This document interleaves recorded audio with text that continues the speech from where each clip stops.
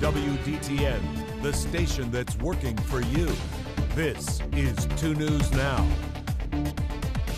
Okay, good morning, everybody, and welcome on in. Thanks for joining me, and happy you're here for 2 News Now on this. I said this yesterday when I thought it was Wednesday, but now that it really is, I think it still applies, Lee. It's a world-class Wednesday. It's freezing outside, negative temperatures, but we're feeling world-class in our pink today, aren't we? I know. I wear my pink just for you today. Thank you. I'm your host, Alexis Bellamy. 2 News traffic anchor Lee Jeffries is across from me, both in our different shades of pink, but we're in it nonetheless, which is all that matters. Perfect. Lee, thank you so much for being here. How are you? I'm doing good. How are you? I'm freezing. Yeah, I am absolutely freezing. And to tell me how long I will be staying in these freezing negative temperatures, Storm Team 2 meteorologist Jamie Jarosik is here with us this morning. When I woke up this morning, I know it's been in the negatives, but just for some reason, that -5 this morning, Jamie, looked even more out of hand and almost mean to me than it did in the past. I was looking at like the, temperature map for our whole area, and there was one spot in the northeast Miami Valley that was 11 below zero this morning. 9 below. It's just I call it stupid cold. Yes, that's what that's I call perfect. Stupid cold. Well, we'll take a look at yesterday's numbers. The low temperature, again, 2 below zero. The high was only 18. Our normals this time of year are 37 and 21, so we're way far away from those in this Arctic air mass. We did have a trace of precipitation yesterday, just a little bit of light snow. Out there right now, though, we have some sunshine, which is really nice to see. It's very bright, of course, the sun shining on all that snow and reflected back. And the breeze that was pretty minimal this morning has picked up, so the flag is blowing around, and we're going to be dealing with a wind chill right through the afternoon. Current temperature in Dayton is 5. It's 5 in Urbana. It's 6 in Springfield. We have 4 out towards Eaton and also 4 in Union City. Winds are coming in from the west at about 15 miles per hour in Dayton. That makes it feel still like 13 below zero if you're out in that breeze. In Versailles, it feels like 11 below zero with a 9-mile-per-hour wind from the west. Check of that satellite radar loop. It's looking pretty quiet. We've had a few scattered clouds here and there, but a lot of sunshine, and we're just going to stick with below zero wind chill right on through our afternoon hours. Temperatures climb up near 12 degrees by 3 o'clock, but again, it'll feel more like 2 or 3 or even 4 below zero through that time.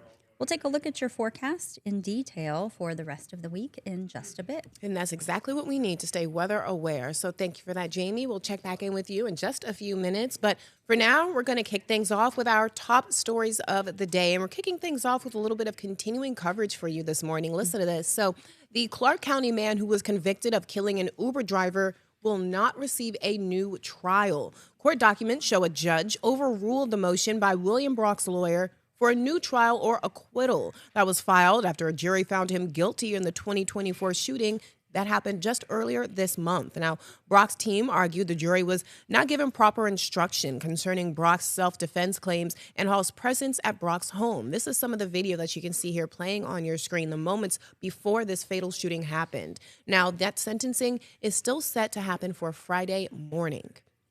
In some more continuing coverage, we now know the name of the man who died after being run over by a snowplow on Sunday morning. The Montgomery County coroner has identified him as 62-year-old James Love. Just after 11:30 on Sunday morning on St. Paul Avenue, police saw a plow was clearing a private parking lot when it then backed over Mr. Love, and he was taken to the hospital where he later died, and the incident right now is still under investigation. And we're keeping with that snowstorm and some of its impact. Now, throughout that winter weather, throughout that wicked storm that we saw over the weekend, the Ohio State Highway Patrol responded to more than 3,600 incidents. That's a big number, you guys. That's more than 500 crashes and almost 1,700 disabled vehicles. They also received more than 300 calls and spent more than 1,700 hours checking roads when they weren't handling crashes or helping drivers. Now, speaking of the roads, you guys, the Ohio Department of Transportation plow teams are finally back to normal after that major winter storm.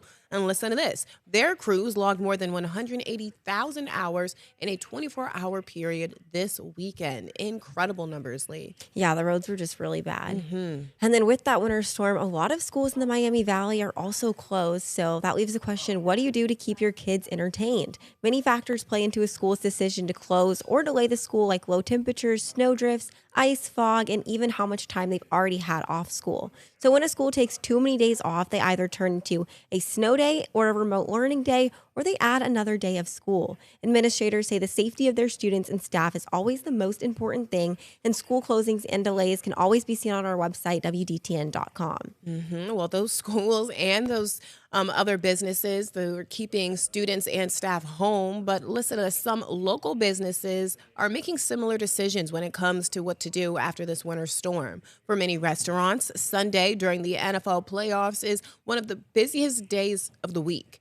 But that major winter snowstorm this past weekend forced a change of plans. Melanios in Beaver Creek, for example, was closed on Sunday and on Monday because of dangerous road conditions. But some managers are saying they're hoping to kind of make up for that loss of sales on Super Bowl Sunday. So hopefully that'll be a big change. And I can only imagine this is the last thing people want to do in this weather is to get up and go out. So I can only imagine what restaurants are seeing.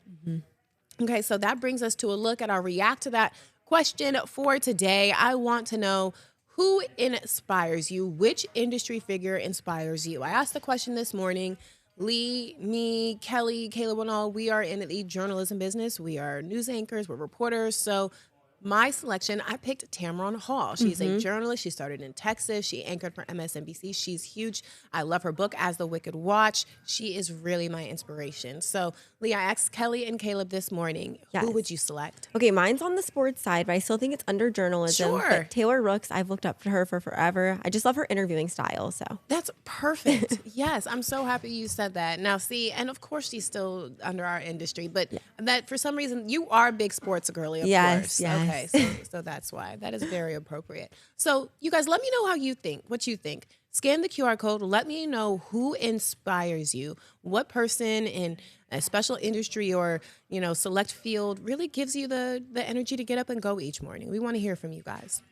All right, we're bringing things back here at home. I hate even almost talking about it, but the freezing temperatures, they are impactful. And we're going to find out exactly how much so. We know it's really heavy on the roads still, even though the snow has stopped. So this morning, we're joined by 2 News reporter Evan Bales. Today, he's going to be focusing on road conditions, how they're impacting us, even though the snow has gone. Evan, good morning. Good morning. Obviously, cleanup is still underway pretty much all over the area, but for the most part, the game has changed for a lot of road treatment and how that's going down. There are still a lot of wrecks that are going on despite the roads being clear. So the question really comes to, what can people do to keep themselves safe despite the fact that the snow stopped falling and the roads seem to be somewhat clear? And I do want to ask you this before we get into the nitty gritty. This is very interesting because you have a very interesting commute here. So those conditions, Evan, especially for someone like you who has to come from, I guess I'll say a little bit further out, is really important. No, absolutely. So a little far out is a kind statement. So I drive up from about the Cincinnati area every day, and I take 75 just straight up to West Carrollton. And I passed around 4 or 5 crashes on the way up, despite the fact that ODOT crews have wonderfully cleared the highway. They've done a fantastic job, but I passed a wreck where someone went up and over a snowbank on 75. So again, it really just begs the question, what can people do to make sure that they are not ending up in situations like that? Is it ice? Just what's the issue? Is there any ideas about what that issue is, what people need to avoid or look out for? So that's my plan today. I plan to talk to folks with ODOT, and I actually have an interview set up with the Montgomery County engineer that I'll be talking with him later today, and honestly just trying to figure out what they're doing to continue road treatment. Has their strategy changed? I know that one big issue that they faced before the storm even hit was that the temperatures were causing salt to not be as effective. Is that issue still ongoing, and is ice a prevalent problem? We actually talked about that a lot on Sunday. I think Lauren started it, and then Steve came in and talked about it. Brian Davis came in and talked about it, is how salt, we think it's, one-stop shop. It can fix almost anything. No, it needs to be effective and work when it's put down. And it really says something for the fact that it's so cold that it cannot work here for us. So important resource there. Thank you so much, Evan. We will be looking for more from you at First F4 today. Thank you. Be safe. Okay, your time now is 11:09. Going to take a quick break. When we get back, we are giving you an extended look at that weather and what is going on this week. Big, important day for fathers. You'll hear all about it when we return. 2 News Now, brought to you by Universal Windows Direct. Hi, I'm Dan, the owner of Universal Windows Direct of Dayton. This is Bowie. He's been sniffing out the coolest winter deals for you. For a limited time, buy 2 windows, get 2 free. Get $250 off for patio doors and entry doors, $1,500 off for roofing, and $2,000 off for siding. Plus this week, 24 months interest-free financing for all products. Keep the cold out and the savings in. Give us a call now. Universal Windows Direct.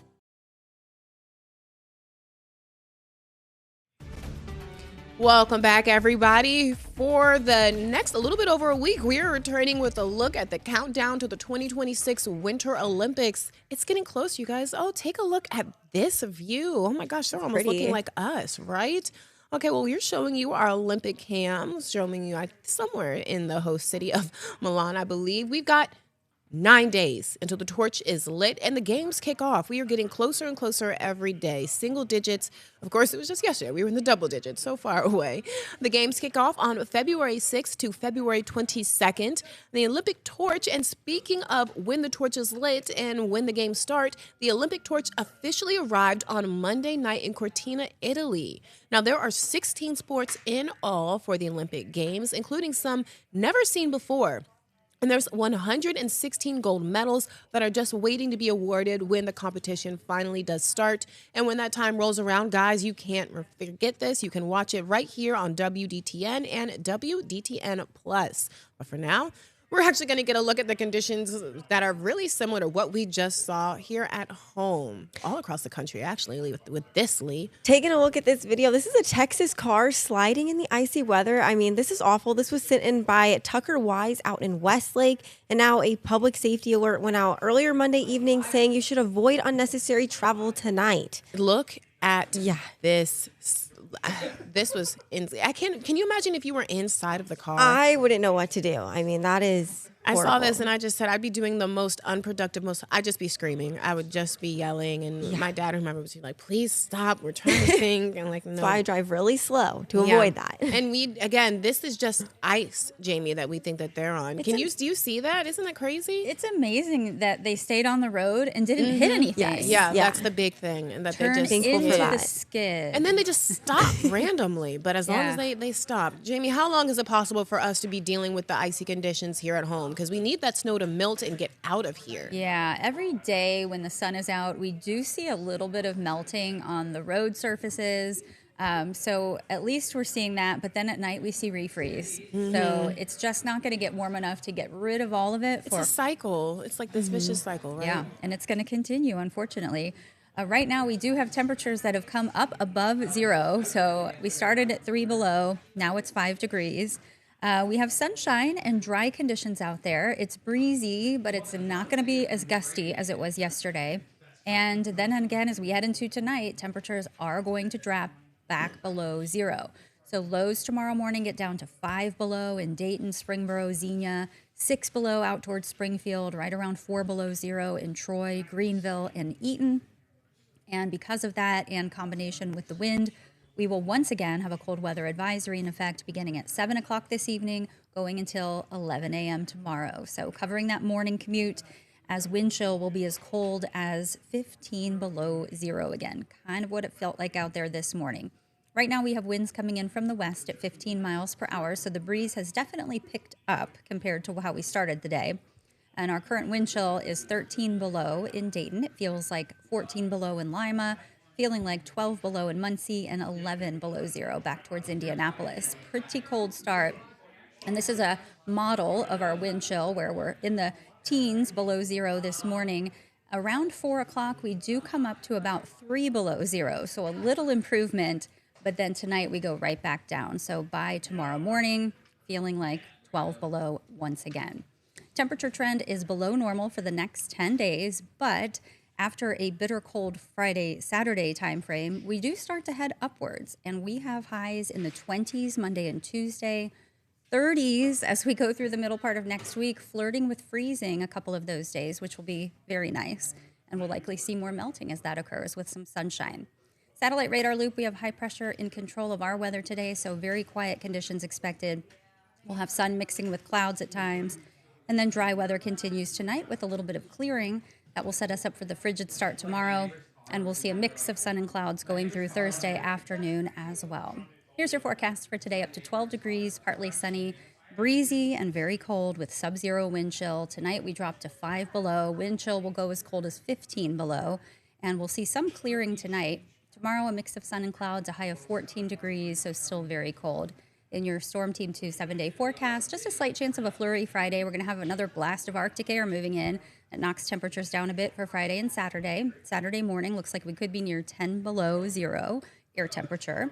And then next week, the 20s return, as does a chance of some snow showers on Monday. But it doesn't look like a big storm. Okay, you now, after what happened this weekend, anytime you say the word snow, you have to be like, oh, I don't mean have snow. to clarify snow. it every Yeah. time now. So yes, that looks like just a few spotty light snow showers. It's nothing we shouldn't be able to handle after what we saw.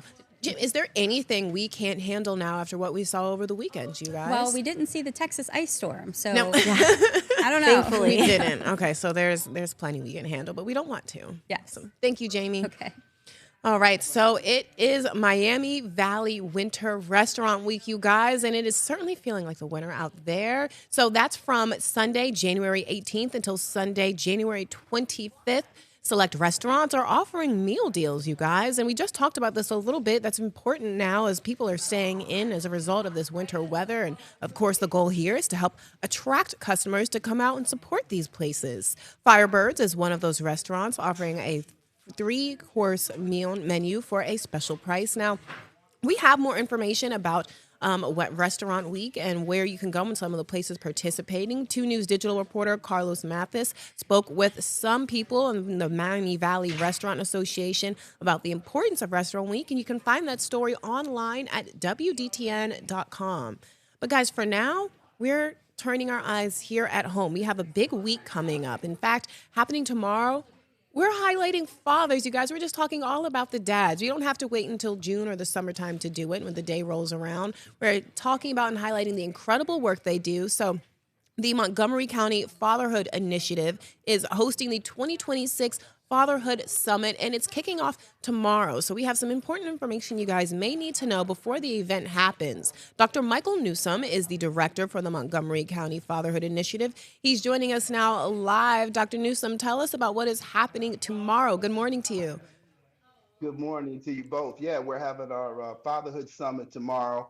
It's our 8th annual, and this event is really geared towards service providers. So certainly fathers are welcome, and the whole community is always welcome at our events. But very important for us as we advocate for fatherhood and positive parenting to not only put statistics out and tell people how important it is, but to offer some support. And so Montgomery County certainly, through my office of the Montgomery County Fatherhood Initiative, offers support. But we also want to bring in some speakers and other 501c3s and nonprofits that can, talk about how they are serving fathers, and folks can network and get ideas that they can take back to their organizations. I know you said you're bringing in some speakers. What kind of topics are you going to touch on at this year's conference?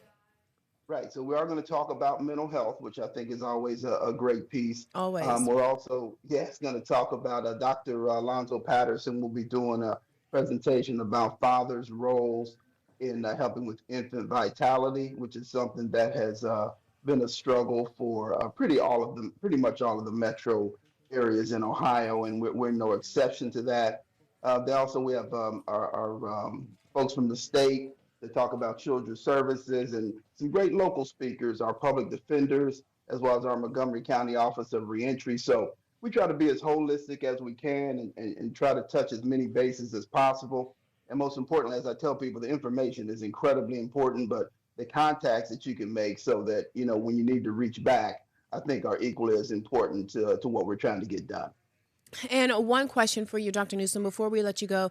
If you could describe this summit in one word, what would that word be, and why do you think it's impactful for this? Collaboration would be the one word. And I think that's the best way to serve our clients. And Montgomery County does it better than anybody. And I tell people you can fact check me on that anytime you want to. And I think that's so important for our clients, because so many of our clients have a variety of needs. And so if, the more that we're able to serve them at the same time and give them kind of that one-stop shopping, if you will, as much as possible, then that certainly alleviates a lot of the pressure of what they're trying to accomplish. And the statistics are overwhelming about folks that grow up with two involved parents Yeah. and those that don't. We certainly respect a lot of the single parents, but we always want to promote the two-parent model, even if it's not in the same household. And we want to do everything we can to not only support the clients, but also those who serve them. Perfect. And really quick, tell us where people can go to learn a little bit more information about this before tomorrow. Absolutely. You can always go on our website, mcohio.org/fatherhood. The online registration is closed, but we will take you as a walk-up tomorrow. Again, it's important. You guys were talking about the weather earlier. It's important to know we're in covered free parking tomorrow at Building 12 at Sinclair. So we appreciate you not wanting to be cold, but you won't have to be cold. You can come out, and of course, we're providing food as well. And again, just some great information, a positive environment, and some ways to network and learn how to serve your clients even better than a lot of the places are doing already. Perfect. Dr. Newsom, thank you so much for coming on this morning. We appreciate your time. Good luck tomorrow. Thanks for having me. Absolutely. All right, before we go to break, you guys, we have a bit of breaking news just into our newsroom. So the sheriff of Montgomery County has issued a snow emergency effective for today, and that just happened a few minutes ago into our newsroom at 11:15. So that is a level 1, which means that roadways are hazardous with the blowing and or drifting snow, and they're also icy, so you have to drive carefully. So that is what's happening. A level 1 snow emergency has been issued for Montgomery County. You guys keep that in mind today. We're going to take a quick break now at 11:23. When we get back, a look at those React to That responses and what's coming up in Living Dayton. Don't go away.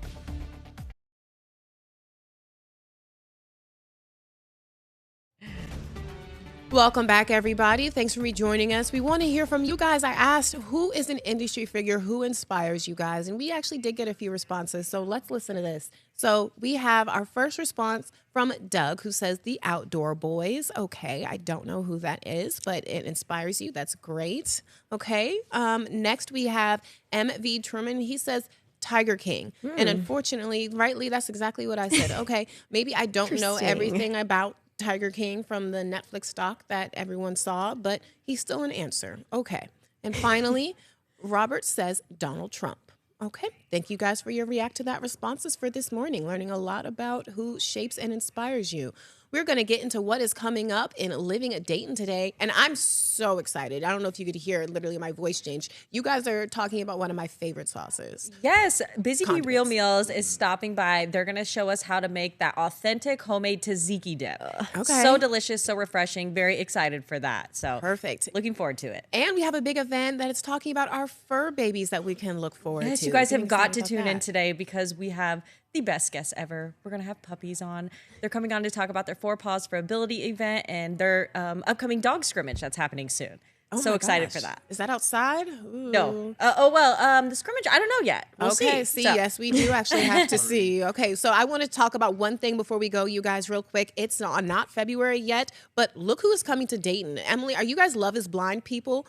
Are you guys watch? Yes. Okay, well, they're coming to Columbus. What? I mean, yeah, they held casting. Now casting. Yeah, well, they held casting like last year, I but see. now it's coming, and they're saying they're going to preview their the season starts on February 11th. So get All right, excited hey. for that new Yeah. season.